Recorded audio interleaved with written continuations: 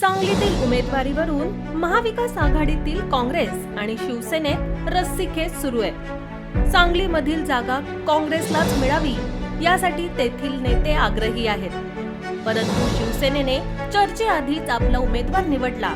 चर्चा न करता शिवसेनेने उमेदवार ठरवल्यानं महाविकास आघाडीत वादाची तुतारी वाजली आहे। सांगलीच्या उमेदवारीवरून सुरू असलेला वाद शिवसेना आणि काँग्रेसने बैठक करून सोडवावा असं मत शरद पवार गटाचे नेते संजय पाटील यांनी पत्रकार परिषदेत मांडले।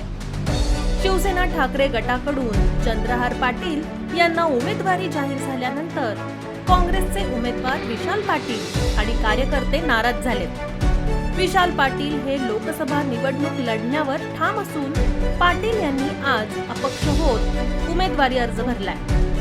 यामुळे सांगलीमध्ये कोण कोणाला धोबीपछाड देणार याकडे लक्ष लागले। याच दरम्यान शरद पवार गटाचे नेते जयंत पाटील यांनी शिवसेना आणि काँग्रेसला हा वाद बसून मिटवण्यास सांगितलंय।